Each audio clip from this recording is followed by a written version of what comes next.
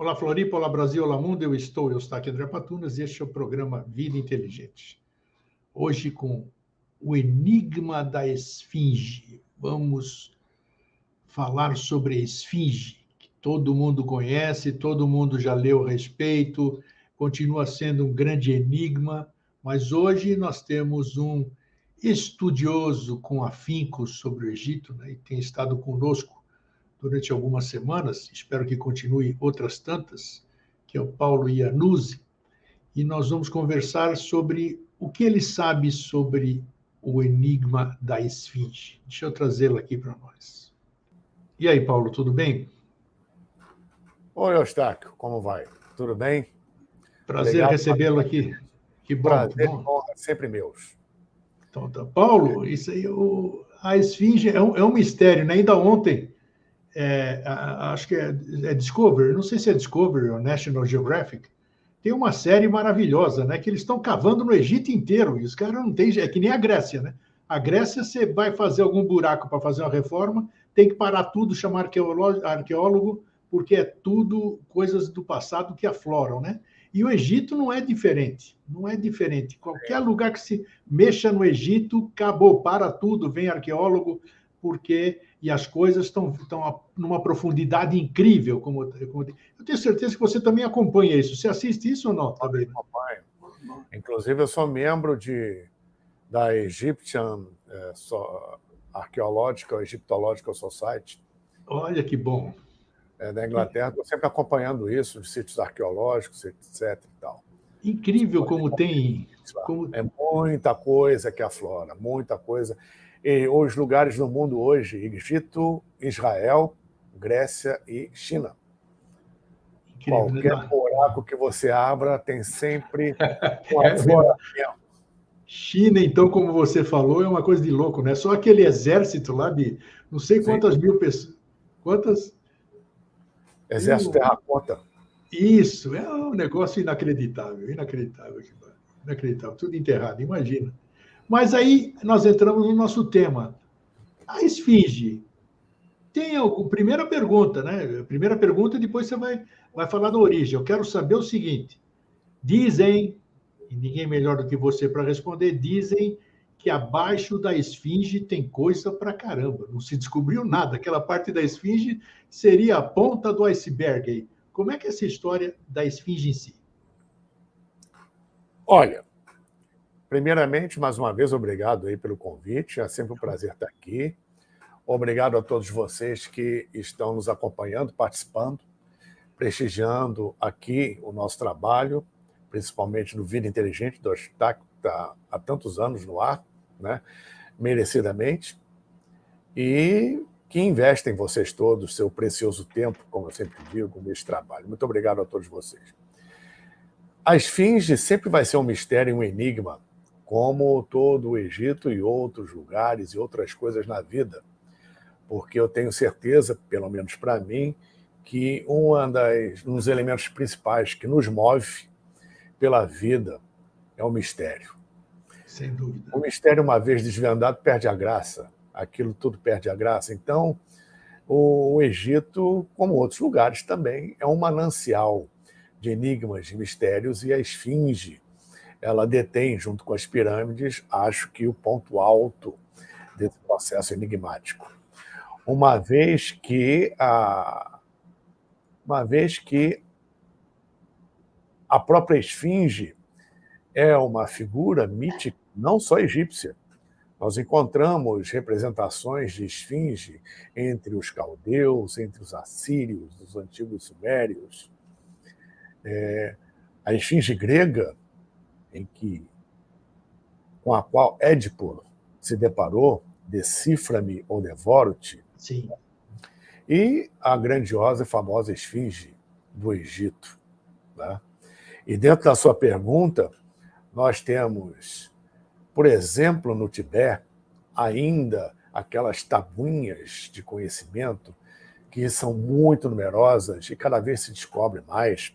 As bibliotecas das lamazerias tibetanas do norte da Índia, do Butão, estão repletas de conhecimento, inclusive com menções às pirâmides e à esfinge, que geograficamente estão numa distância enorme. E como é que eles conheciam isso? Obviamente, civilizações antigas interagiam, ao contrário do que se acreditava cientificamente até pouco tempo atrás. A prova disso é a existência da passagem de um faraó egípcio na Austrália. Né? Um tema à parte, muito interessante, que vale a pena explorarmos futuramente, se assim quiserem. Né? E dentro desses conhecimentos antigos, que perduram até hoje, conhecimentos que estão em escolas iniciáticas, que estão, por exemplo, na Sociedade Teosófica, que estão na eubiose, referem à esfinge especificamente, não só uma antiguidade muito maior do que se atribui ainda, mas com respeito ao seu complexo subterrâneo.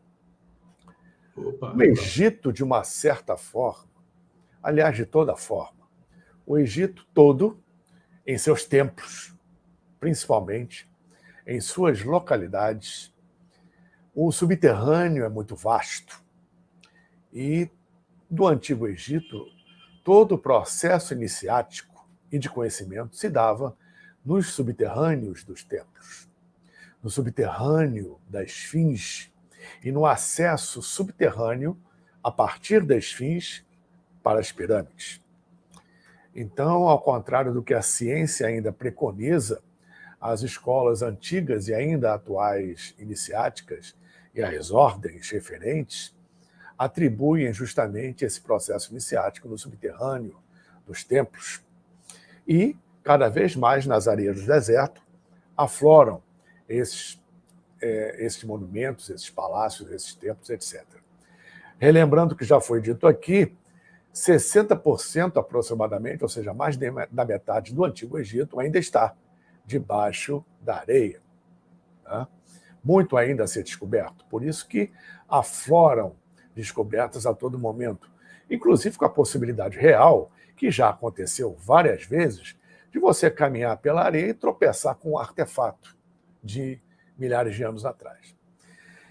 E nesse aspecto, principalmente de conhecimento e iniciático, existem esses registros antigos e principalmente a tradição oral do subterrâneo dos templos e principalmente da esfinge. Não só pelo seu aspecto iniciático e de conhecimento das câmaras e antecâmaras e salões que existem no subterrâneo da esfinge, como, a partir desse subterrâneo, como foi dito ainda há pouco, o acesso às 3 grandes pirâmides. Isso tudo está aberto, isso, Paulo? Isso aí está aberto embaixo? Está disponível para o público acessar? Não. A ciência atual, a egiptologia, não admite ainda. Não admite, tá. Isso. Embora já tenha sido descoberto o chamado Poço de Osíris, ou Câmara de Osíris, que está a mais de 10 metros abaixo da areia, a meio caminho entre a esfinge e a pirâmide de Khéfren. Né? Isso aí já é objeto de estudo aberto. Tá? Embora seja um local perigoso e ainda um sítio arqueológico, proibido a visitantes, a turistas, etc. Né? Mas, fora isso, a exemplo de Saqqara, por exemplo, até desculpe a redundância, a exemplo de Saqqara, que é a região onde tem a pirâmide escalonada, né, e o seu complexo de mastabas, acho que já foi mencionado aqui, isso já é público, existe uma pesquisa incessante ali, é onde existe, por exemplo, o Serapeum, que mostramos há 2 programas, se não me engano, passados, sobre os grandes sarcófagos enormes e as lajes de pedra. Incrível. Os que têm a capacidade de compor um boi, um touro, segundo a egiptologia, né? Está no subterrâneo de Saqqara. Essa região tem aproximadamente 80 quilômetros quadrados de subterrâneo, entre câmaras, antecâmaras, corredores, vias, tudo debaixo da areia. Paulo, esse subterrâneo, ele existia Ou o subterrâneo hoje, estão falando hoje porque tem Não, muita... existia já naquela época. Sim, Como foi dito aqui, né, todos os templos têm o seu complexo subterrâneo desde aquela época. Isso não é uma coisa atual. Tá? E isso está sendo estudado e pesquisado. Eu cito Saqqara porque é o conhecido do público, é o admitido e encontrado pela egiptologia, né? Mas que existe, obviamente, complexo subterrâneo semelhante, alguns descobertos, outros ainda não, em todos os templos do Egito, principalmente na Esfinge.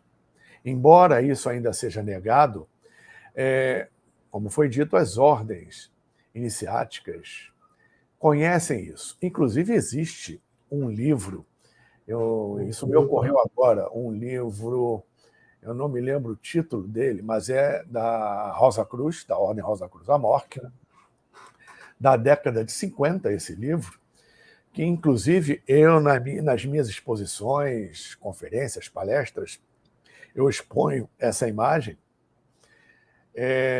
da Esfinge, é um mapa da Esfinge, é uma planta da Esfinge, com o seu complexo subterrâneo básico. Isso nesse livro, né? Com o acesso entre as patas da Esfinge, bem antes da Esfinge, descendo pelo subterrâneo, para o subterrâneo, melhor dizendo, onde você tem um acesso a um salão circular principal, uma câmara posterior, uma antecâmara posterior, uma câmara iniciática. Esta dá acesso a uma outra câmara que tem 3 portais, onde cada portal é o acesso a uma das 3 pirâmides no corredor subterrâneo. Eu vou tentar até achar essa imagem, tá vendo? Eu envio a imagem para você. Eu até, tá. desculpe, falha minha, eu poderia até ter selecionado essa imagem para apresentar aqui, mas eu envio para você, a gente pode apresentar futuramente, se for o caso. Tá? Essa planta mostra esses corredores. Inclusive, nós temos, nessas ordens citadas aqui, como a teosofia, a eubiose, esse conhecimento, né? E até o processo que se dava em tese, e também até onde pode ser exposto isso ao público, porque é algo secreto, iniciático, das iniciações que eram feitas embaixo da Esfinge, nessas câmaras subterrâneas, né? Onde existia uma pré-seleção, uma entrevista, isso sempre à noite. Existem, inclusive, exercícios de meditação baseados justamente nesse processo iniciático, inclusive com a entoação dos mantras específicos dentro da Esfinge e da Grande Pirâmide de Quéops, né, concernentes a essas iniciações, que se davam sempre à noite.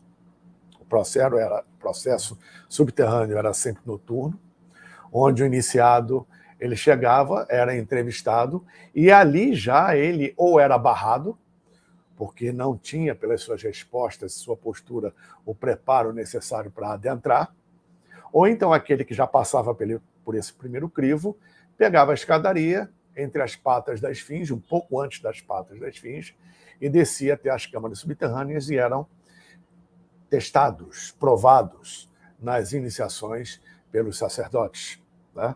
A mesma coisa do que as iniciações maçônicas, todos eles têm a mesma base, aí, vamos dizer, o famoso vitriol, né, que eles iam lá para você se encontrar com você mesmo. Você está no escuro, sozinho, mais ou menos isso. Embora as iniciações das ordens atuais não sejam nem de longe, são totalmente simbólicas, nem de longe é o que acontecia, não só no Egito, como na Índia, como entre os caldeus, como na Grécia, etc., onde existia risco de morte. As provas iniciáticas eram feitas, inclusive, fisicamente. E as ordens atuais, como a própria maçonaria, citada aqui, e outras, elas, além de ter um aspecto simbólico, elas não são originárias dessa época ou dessas civilizações. Elas apenas absorveram múltiplos conhecimentos de vários lugares, né? E aplicam esses conhecimentos adaptados à realidade atual e ao processo de conveniência próprio de cada ordem, né? Estamos aqui nos referindo ao processo original dessas civilizações. E no caso do Egito Antigo, e nessas iniciações das esfinges, como em outros templos, o iniciando, por exemplo, tinha que atravessar um lago com crocodilos, tinha que atravessar corredores lambidos a fogo, muitos desses produzidos por aspecto de plasma mental a partir dos sacerdotes, que faziam com que o iniciando acreditasse realmente que estava a passar por um corredor de fogo. Tá? Existia um misto de produção mental com um misto de verdade absoluta física, que incorria, como já foi dito aqui, até risco de morte. E uma vez passado nessas provas, o iniciando ele tinha o privilégio da iniciação final, ou seja, a suprema iniciação, que cabia somente aos sumos sacerdotes, às grã-sacerdotisas e ao candidato a faraó, na Câmara do Rei da Grande Pirâmide de Quéops. Mas, para isso, tinha que passar pelas iniciações abaixo da esfinge. E nós temos essas conotações ainda muito fortes, como você disse, de forma simbólica, em algumas iniciações das ordens atuais. Então, a esfinge ela não é somente um monumento de pedra. Ela tem um aspecto iniciático muito profundo no seu simbolismo como monumento e na parte prática exercida no seu subterrâneo. Tanto que o famoso médium sensitivo da década de 30, do século XX, Edgar Cayce, bastante conhecido, em seus momentos de transe, expôs várias questões relativas ao ressurgimento da Atlântida a partir das profundezas do oceano, tá?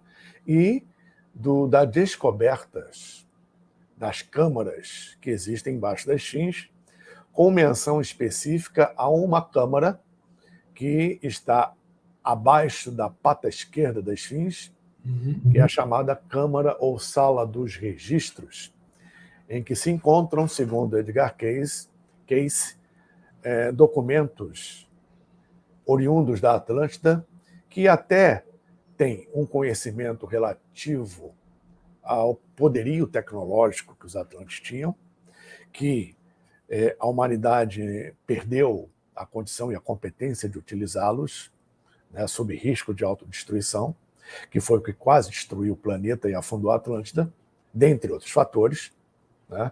E também instruções de como as pirâmides foram construídas, a própria esfinge, a origem disso tudo, o porquê disso tudo, etc. Atualmente, a egiptologia atual ela não reconhece isso, alega que nada foi descoberto, que a esfinge é sólida e que nada existe abaixo. É possível, como é de praxe, os achados arqueológicos, isso já ter sido encontrado e estar sob sigilo, estar sob segredo, ou estar prestes a ser encontrado. Não se sabe. O Antigo Egito, já de algum tempo, ressurge cada vez mais. Se vocês observarem na mídia em geral, parece que o Egito está na moda, né, em todos os aspectos. E o Antigo Egito, conforme foi dito, ressurge cada vez mais, principalmente no aspecto relativo às pirâmides e a nossa querida amiga aqui, a esfinge. Tá? A esfinge, ao contrário do que a ciência ainda preconiza, ela tem passagens para o subterrâneo. Tá? Existe também uma outra imagem muito interessante, de 1925, ou um pouco anterior, de um árabe no topo da cabeça da esfinge, tá? Saindo de um buraco.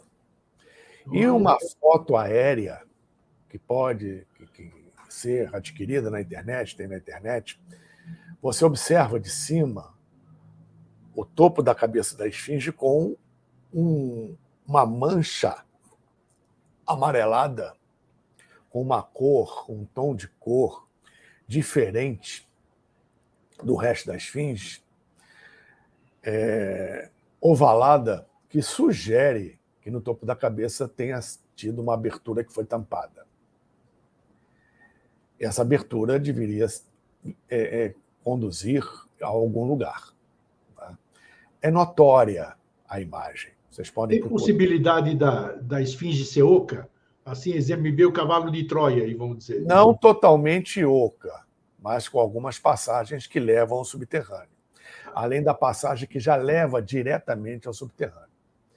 E, até algum tempo atrás, ele já é um homem hoje, mas alguns anos atrás, aquele menino, vocês devem lembrar, acho que o russo, Boriska, que falava sobre Marte, etc., que falava também sobre a esfinge. Eu, quando estive lá, eu tirei algumas fotos que sugerem realmente que abaixo da orelha da esfinge existe uma pedra como se fosse um botão ou um mecanismo que pode ser pressionado, não sei, né? Abaixo do lóbulo da orelha da esfinge. O lóbulo esse que não existe mais, porque o lóbulo portava um brinco. Segundo os arqueólogos, esse aparente botão, né, esse aparente mecanismo ou dispositivo é relativo a esse lóbulo que caiu. Né? E observando bem, nós vemos que está no outro lado e que, um pouco atrás, e que não tem muito a ver com essa explicação. Né? Claramente parece um dispositivo que pode sugerir algo em termos de abertura. Tá? A esfinge, a exemplo das pirâmides, ela não apresenta hieróglifos, contradizendo o que é normalmente uma postura do egípcio antigo. Era uma postura do povo egípcio antigo que registrava absolutamente tudo em termos de papiros, pinturas, relevos, etc., em todos os templos, colunas, monumentos, etc. e tal.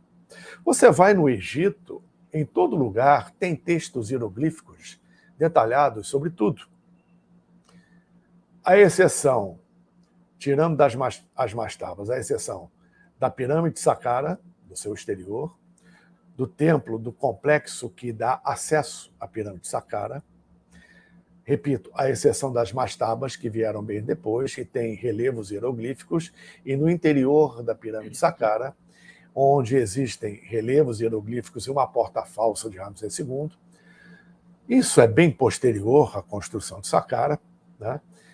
E, além disso, a esfinge e as pirâmides não contêm textos hieroglíficos, onde, repito, isso contradiz a tradição antiga egípcia original. No caso da esfinge, temos a exceção da estela de Tutmés, entre as patas da esfinge, que explica o sonho do faraó Tutmés, que pegou a esfinge na época dele, quase 1.400 anos antes de Cristo, já coberta de areia até quase a cabeça, em que ele retirou a areia toda.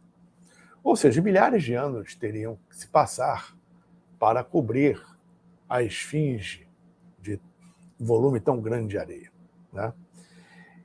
A esfinge apresenta, além da falta de hieróglifos, com exceção da estela de Tutmés, que é um caso à parte, bem posterior à construção da esfinge, ela apresenta manchas de tinta, originais ainda, que, segundo análises, principalmente de engenheiros e geólogos, mostram uma erosão pluvial. Pluvial. Não só nesses restos de tinta, como na própria estrutura da esfinge. Uma erosão pluvial que, para provocar, segundo esses cientistas, não arqueólogos, mas geólogos e engenheiros, que justamente mostram um contraponto em relação aos egiptólogos, né? Essa erosão pluvial, para provocar o que existe na esfinge em termos de desgaste, teria que ser numa chuva torrencial por 1000 anos ininterruptos. Foi o que eu pensei. Se diluirmos isso no tempo, né, vamos chegar às seguintes conclusões, somando-se tudo, inclusive a falta de hieróglifos, que a esfinge e as pirâmides também, mas principalmente a esfinge, tem uma origem muito anterior da data aceita ainda cientificamente. Tá? Muito anterior mesmo. Uma provável civilização de alta tecnologia perdida no tempo anterior, muito provavelmente a Atlantis, construiu aquele monumento. Sabe-se lá quando? Porque você diluir pelo tempo 1000 anos de chuva torrencial ininterrupta, obviamente essa escala de tempo aumenta muito, indo até bem além dos 10.500 a.C., com respeito ao alinhamento das Três Marias de Órion com as pirâmides. Muito mais antigo que isso. Tá? Comprovando também que a região de Gizé não foi o tempo todo deserto, sugerindo que a esfinge e as pirâmides tenham sido construídas em campos verdes, e não no deserto. E após esses campos verdes, com o próprio dilúvio, houve inundação ali. Encontramos fósseis de mariscos marinhos no alto das pirâmides, sugerindo que aquilo já foi coberto pela água, não totalmente. Caramba, alto das pirâmides? Puxa. Mas em até grande parte. Isso ocorreu pelo dilúvio, que foi algo planejado, programado, mas isso é uma outra história. Então, nós temos uma diluição pelo tempo, e, obviamente, se não foi a civilização egípcia que registrava tudo com seus hieróglifos, alguém construiu e não se preocupou em registrar nada, porque o povo egípcio ainda não existia, não estava lá. Só veio a ser, como na live anterior que fizemos, um legado atlante, uma herança atlante, bem posterior. Qual seria a função da esfinge? Por que foi? Conseguiu? Tem alguma tese sobre isso? A função dela? Sim, vou chegar lá. Tá. Então, existem até questões levantadas por até palestrantes referentes a ordens que já foram citadas aqui, a própria biose, teosofia, etc., que dentro desses conhecimentos até colocam a grande possibilidade da esfinge ter origem nos últimos momentos da Lemúria. Terem sido construídos por lemurianos. O que leva a esfinge a, no mínimo, mais de 1 milhão de anos de existência. Não se sabe, obviamente, a data em que esse monumento surgiu e nem por quê, mas que é muito mais antigo do que se supõe até agora, e dizem comprovar até agora, isso com certeza, é só estar lá para comprovar, ter um mínimo de critério, bom senso e estudo, e comprovar em loco determinadas questões, fazer o balanceamento do que existe de informação e do conhecimento transmilenar, misturando os dois, vamos chegar a uma conclusão óbvia que a esfinge, junto com as pirâmides, não são da época, da data aceita ainda cientificamente para a sua construção. Outra coisa, a cabeça da esfinge é recente em relação, embora muito antiga, mais antiga ainda que a data aceita, mas, no geral, recente em comparação com a cabeça original da esfinge. Puxa. Que é provável ter sido uma cabeça de leão, ou, como outros pesquisadores alegam, a cabeça do deus Anubis, a cabeça do chacal. Ela é a guardiã das pirâmides, é a guardiã dos segredos.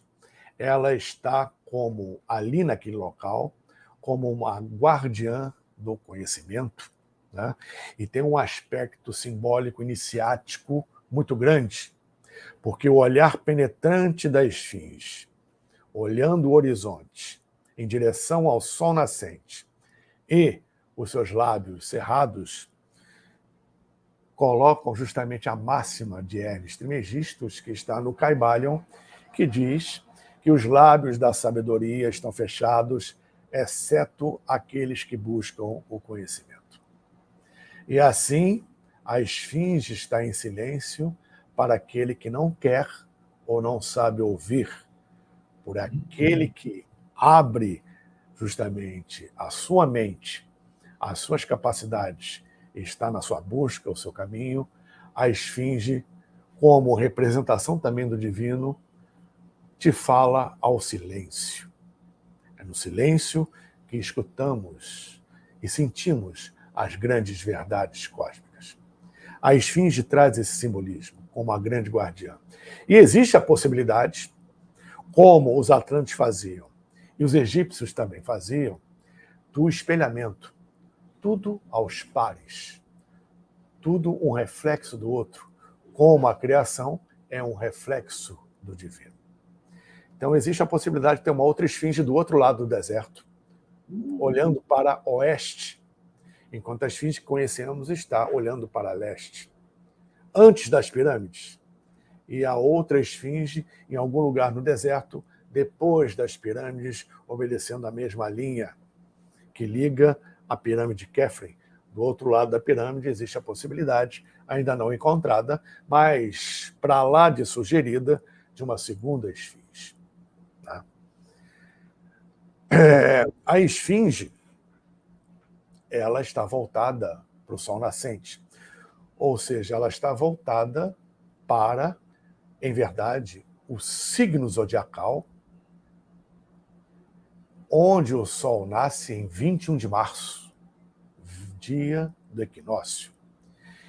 E o movimento terrestre de precessão de equinócios, que é um bamboleio que o planeta faz. O planeta, a Terra, tem um eixo de inclinação. Tá? Sim. 23 graus, 43 minutos, ou 41 minutos, pouco importa. Tá? Esse eixo não é vertical, ele tem uma inclinação. E ele não está fixo. Existe um movimento que a Terra faz, que é um bamboleio no céu, como se fosse um peão. Né? Esse movimento, o próprio nome diz precessão, ele é retrógrado em relação ao movimento de órbita da Terra em torno do Sol, que faz com que haja uma passagem dos signos zodiacais de trás para frente, precessional, tá? Onde um signo zodiacal nasce a cada 2000 anos diferente em 21 de março. O Sol nasce um signo zodiacal diferente a cada 2126 anos em 21 de março. A Terra, para perfazer esse bamboleio completo, gerando um círculo imaginário no céu norte e no céu sul, onde o eixo ele vai apontar com o tempo, a cada 2000 anos, para uma estrela polar diferente, estrela polar norte, estrela polar sul, ou o olho de Dhruva. Tá? Enfim, esse movimento total dura 25.925 anos, 925 anos, etc. Tá? Então, a cada 2.120 e poucos anos, nós temos uma estrela polar diferente e o Sol nascendo num signo zodiacal em movimento retrógrado diferente. E o céu, na provável data ou período de construção da esfinge, provavelmente ela foi construída na Era de Leão. 2.126 anos depois, veio a Era de Câncer. Mais 2.126 anos depois, veio a Era de Gêmeos. Mais 2.126 anos, já com o Antigo Egito existindo, veio a Era de Touro. Por isso que, no caso do Antigo Egito, existiu o culto ao touro Apis. Isso. Existiu na Índia o culto à vaca. E existe até hoje. Tá? No caso do Antigo Egito, era o culto do touro Apis e da vaca Hathor, relativo à Era de Touro. 2.126 anos se passaram e, no caso do Antigo Egito, o touro foi substituído pelo culto a Amon, era de Áries. E nós temos a Avenida das Esfinges, com os carneiros representando o signo de Áries e representando o deus Amon, né? E Amon-Ra. E depois, já a partir de 500 e pouco antes de Cristo, até a Era Moderna, e estamos no seu final, a Era Crística de Peixes, onde teve o declínio do Antigo Egito e de outras civilizações, e surgiu um outro processo. E agora estamos adentrando já a Era de Aquários, né?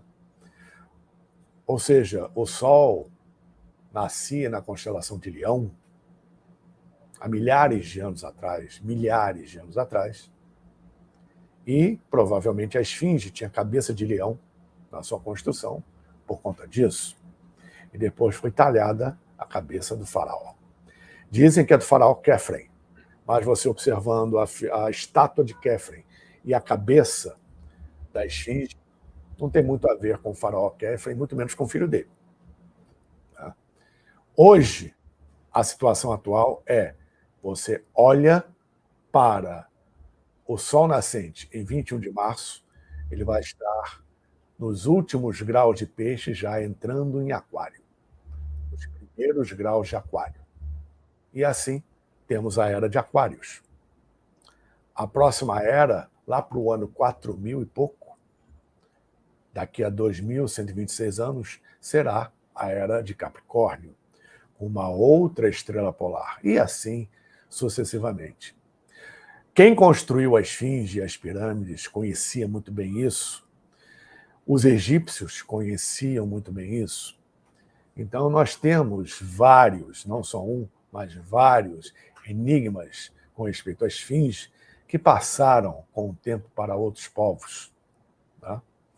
E ela é o grande portal representativo iniciático para abertura e tomada ou retomada de consciência nesse processo evolutivo, especialmente agora na transição planetária, na transição de eras que estamos passando.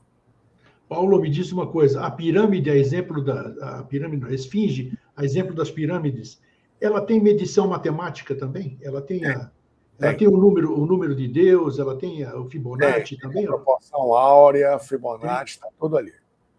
Caramba. Todos os templos no Egito, na Índia, na Grécia, catedrais góticas, o Templo de Salomão, tudo na proporção áurea.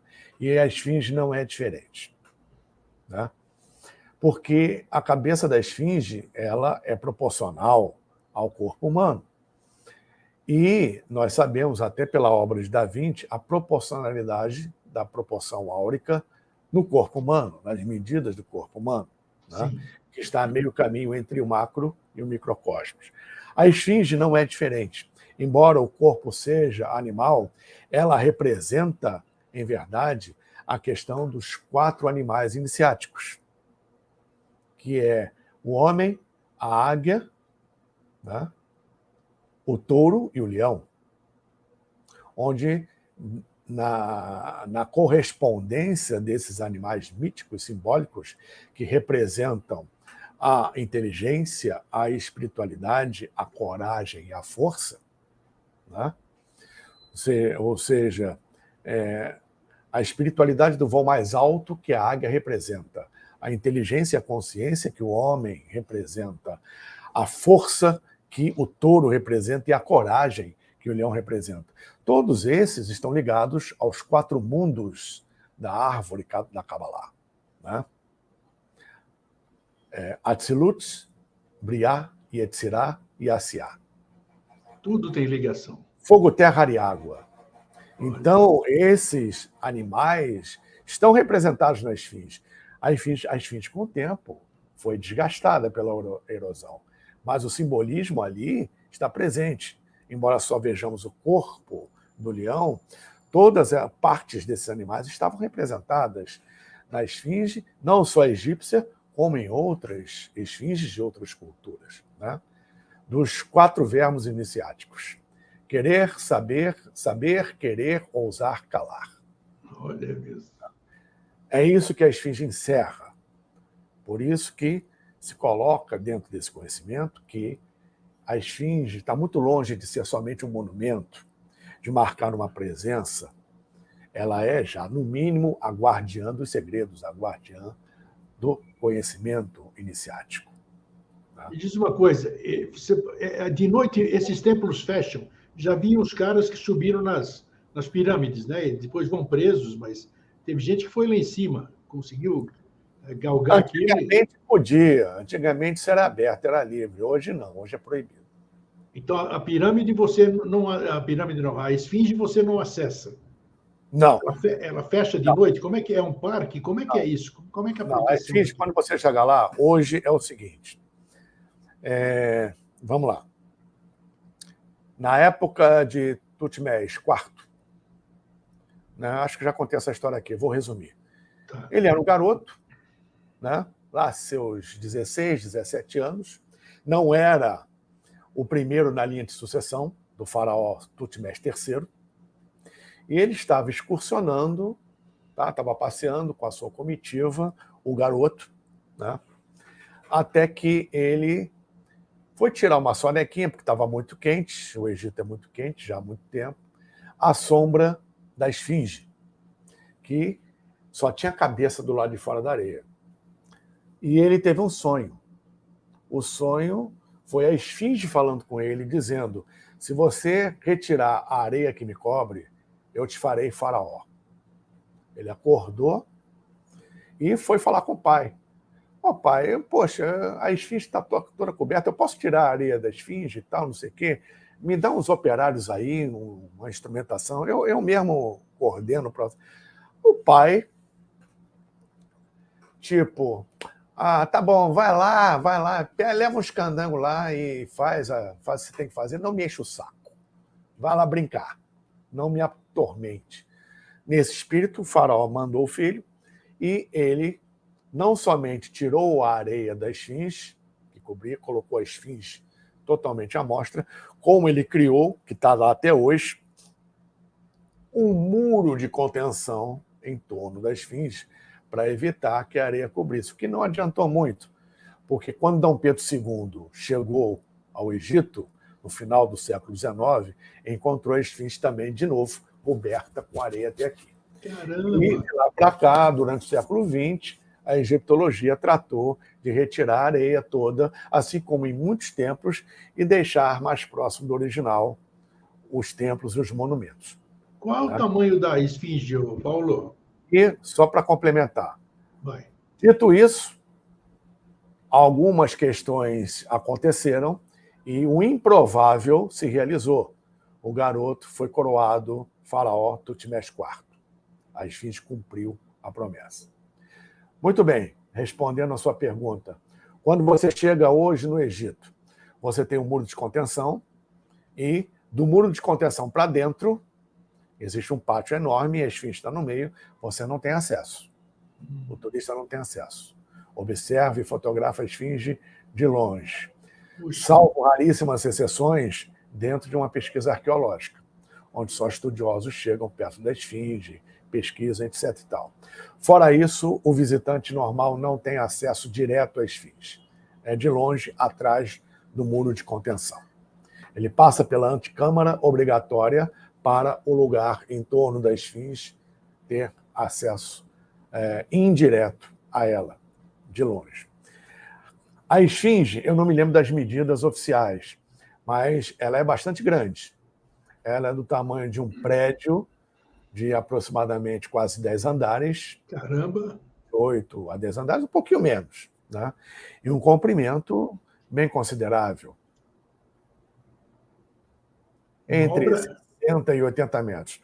Puxa. Todo esculpido numa única pedra. Tem isso também? Numa única isso. pedra? Tá. É isso. Os egípcios e os antecessores deles construíam numa única pedra a maioria dos monumentos. A exemplo dos obeliscos. Os obeliscos eram construídos num único bloco de granito. Rachou, joga fora, não serve. Tanto é que existe até hoje o obelisco inacabado, que seria o maior do Egito, mais 50 metros, que rachou, eles abandonaram a obra. Era um bloco único. Ora, como eles esculpiam, transportavam e levantavam, transportavam por pelo menos 400 quilômetros entre a pedreira e o local de assentamento. Levantavam e assentavam um obelisco no lugar, até hoje ninguém sabe. Mas Qual é era um bloco.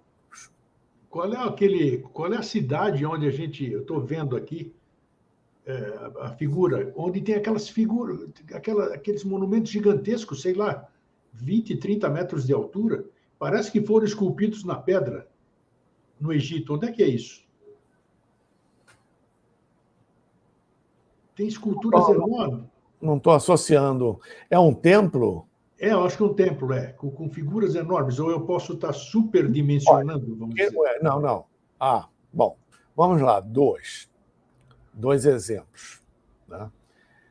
Um está dentro do templo de Karnak, que é o obelisco da rainha Hatshepsut, 40 metros de altura.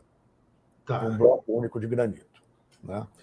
O outro, acredito que seja esse que você está se referindo, hoje você não tem mais a fisionomia, etc. São 2 monumentos de pedra enormes, né, que estavam nos pilonos do templo do rei Amenhotep III, pai de Akhenaten, Amenhotep IV. Sim. Né? Amenhotep III ladeava os 2 monumentos do faraó, a exemplo das estátuas de Ramsés II no templo de Luxor, só que esses são muito maiores, né, que estavam nos pilonos do templo de Amenhotep III, que raramente é visitado por turistas. Os turistas não chegam lá, também é outro sítio arqueológico, é muito grande, que hoje são conhecidos como os Colossos de Menon, que fica num campo aberto, tá? Para visitação, num campo aberto. São monumentais, são enormes, na direção do outro lado do Rio Nilo, na margem oeste, em direção ao Vale dos Reis. Você tem ali na região os Colossos de Menon, que são realmente muito grandes, negócio absurdo. Depois vem o Serapion não, o Ramesseum, que é construídos numa peça só, né? Esculpidos numa... isso que eu acho incrível. Não, são pedras montadas e depois aquilo foi revestido. Esses aí não. Agora, a maioria é numa peça só. Aí você tem o Ramesseum e depois vem a região do Vale dos Reis. Tudo ali perto. Então, esses Colossos de Menon, acredito que seja o que você esteja se referindo, porque eles são as maiores estátuas. Isso, são essas mesmo. Tá? São 2. Impressionam você olhar para aquilo, impressiona. Você vê o turista lá embaixo e aquele você negócio sabe gigantesco. como aquilo foi transportado? Então, porque da onde esses monumentos estavam para onde eles estão agora são muitos quilômetros de distância. Nossa, então, o transporte... Falar nisso, como é que foi construída a Esfinge? Sabe-se alguma coisa sobre... Nós falamos em programa anterior sobre tecnologias, né? Tecnologias do Antigo Egito. Não lembro se nós citamos a Esfinge, mas como eu posso dizer, ao contrário do que a ciência coloca, e não sou só eu que digo, outros pesquisadores também, de muito mais estudo e aprofundamento que eu, é que sabemos como ela não foi feita. Como ela não foi, tá. Qual o material que não foi usado, que ainda se insiste no martelo e no cinzel. Não existe agora, isso, como foi feito, não se sabe. Não se sabe. Não se sabe. Ela é uma estátua perfeita ou não? Perfeita? Sim. Sim. Mesmo? Claro que com desgaste. Não, claro, depois sim. Mas no original, perfeito. Tá, então vamos àquela famosa pergunta associada à Esfinge. Decifra-me ou te devoro. O que é isso aí? Isso aí tem a ver com o mito grego, né, que fala de Édipo, que de volta a sua cidade natal, na estrada mata o próprio pai, como foi preconizado, profetizado antes, e se casa com a própria mãe, Jocasta, sem saber. Sim. Para ele entrar na cidade, ele teria que passar pela Esfinge, que era a guardiã da cidade. Tá? E para ser rei e ter uma proclamação lá de cargo e autoridade e receber benefícios, o viajante, só para entrar na cidade e ter direito a isso tudo, teria que decifrar o enigma da Esfinge. Tá? E a Esfinge guardava a cidade ali, e quando o candidato não conseguia responder ao que a Esfinge propunha, né? Ou ele era jogado... ele era devorado pela Esfinge. Por isso que a Esfinge tem essa frase, decifra-me ou devoro-te. Isso é um simbolismo.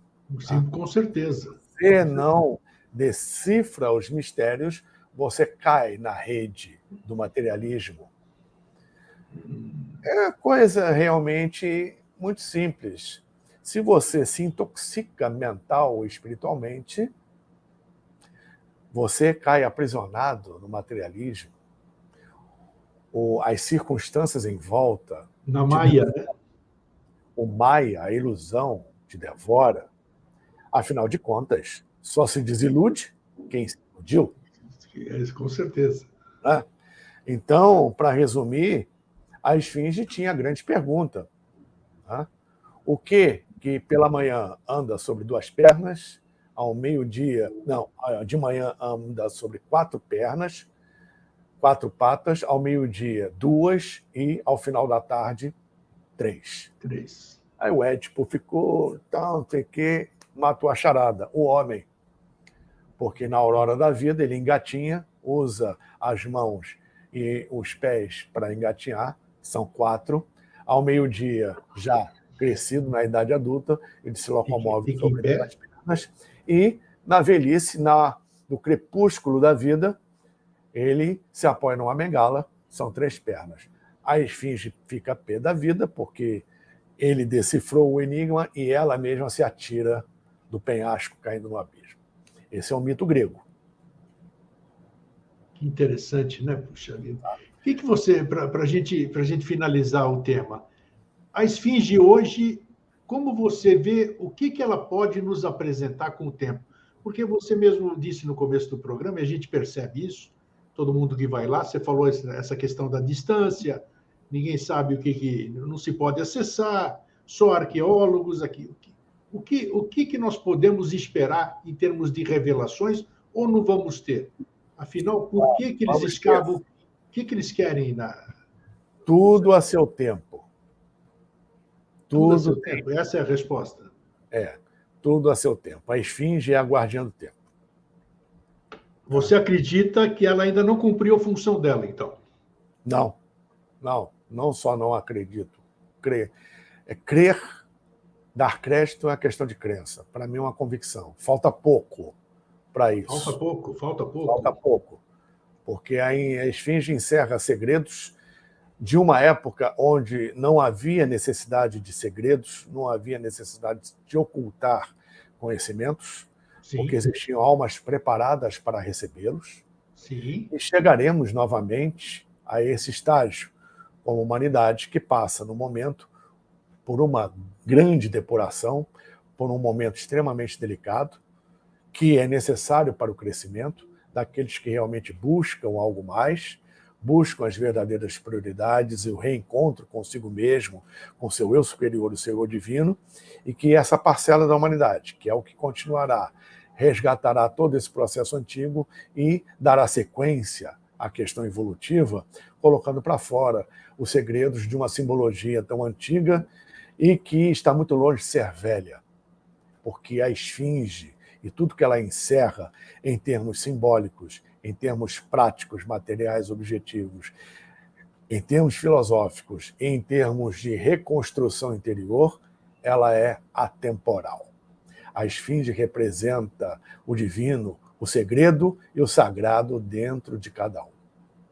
É interessante, porque hoje sabe-se que a tecnologia Atlante, por exemplo, que nós já falamos aqui também, era uma coisa fora do normal. Hoje, nós como civilização, nós como homens, Homo sapiens sapiens, sei lá o quê, nós não saberíamos lidar com a energia Atlante, por exemplo. Tudo que o Não Atlante mesmo, sabia, não mesmo. é a mesma coisa do que você dar pólvora à criança, né? E o fósforo, uma caixa de fósforo, né? Exatamente.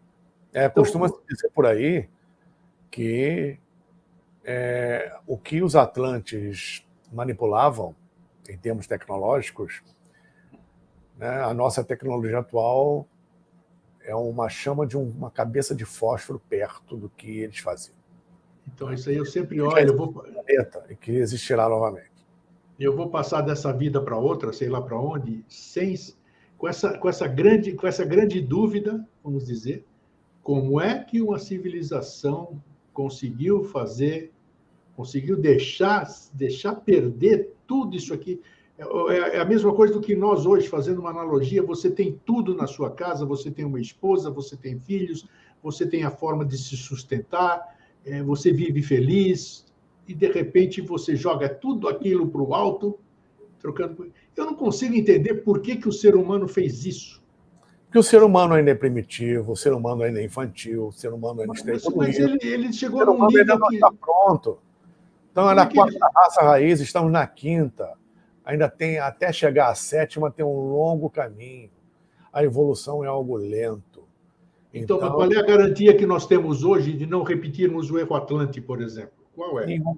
Nenhuma. Nenhuma. Pô, grande resposta. É isso Nenhuma. aí. Então, Nenhuma. eis a questão, né? Eis O a processo questão. continua, leve o tempo que levar. Né? Porque a sua dúvida de hoje vai ser a certeza de amanhã, quando você reencarnar. Seja onde for. Esteja certo disso. A Claro. heresia de ontem é a ortodoxia de amanhã. Então, esse processo está sempre em andamento.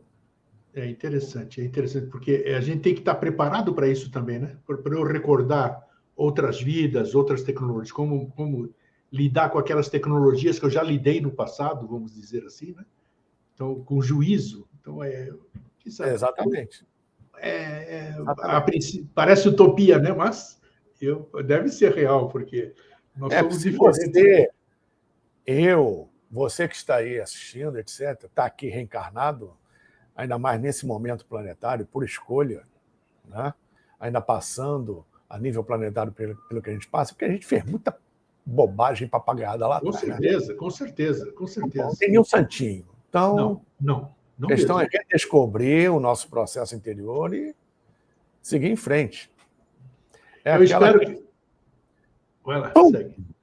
Tem uma cena do. Até já usei isso, copiando até de um amigo meu que postou isso também, um quadrinho numa cena do desenho animado Rei Leão, quando aquele babuíno dá uma cacetada na cabeça do Simba, do leão. Aí, pomba, doeu. Por que você fez isso? Não importa, não interessa, isso já é passado. Mas ainda dói, ainda está doendo. A questão é você se reclamar da dor ou então aprender com o passado. A questão é sempre escolha nossa. Então, se você não aprende a nível individual ou coletivo, ou melhor, individual e coletivo, a tendência é você repetir a história. As nidanas. As nidanas. Isso, as nidanas. A grande arte é transformar as nidanas em escandas. Tá Se vendo? você não consegue, você vai vivenciar um novo cenário, novos atores, mas o texto da peça é o mesmo. Se você não aprender, a tendência é a história se repetir. E é o que vem acontecendo. Eu espero que um dia, sei lá onde, quando, será o quê? Porque nós estamos nos referindo a essa vida, ainda nós não temos capacidade de ficar recordando outras vidas, né? Isso nos perturbaria muito hoje. Por isso que nós temos essa amnésia, digamos assim. Mas um dia a gente pode sentar ali e saber, puxa, lembra aquele lá? Seria uma grande confraternização cósmica, né? Pô, sei lá, tudo é possível, né? Nessa ficção de hoje é a realidade de amanhã, como você disse. Eu acredito, aí é uma crença, eu acredito que esse dia há de chegar. Tomara, né? Lembra, Paulo, milhões de anos atrás, um troço ali arcaico, que era uma tela de computador, assim, televisão.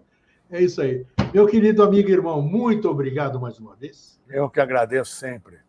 Prazer estar aqui. Muito obrigado a vocês. Foi muito elucidativo. Aí, principalmente a você.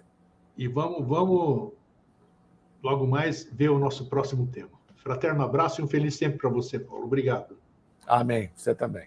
Gente, é bom, né? Pô, quanto esclarecimento, né? E é algo que foge dos livros, né? Isso que é bom. Né? Alguém que já visitou, alguém que tem interesse, alguém que tem sede do saber. É isso que é bom. A vida é um grande aprendizado, é cada minuto, cada segundo, cada coisa é um aprendizado. E aquele que estiver aberto para o aprendizado será mais feliz com toda certeza. Fraterno abraço e um feliz sempre.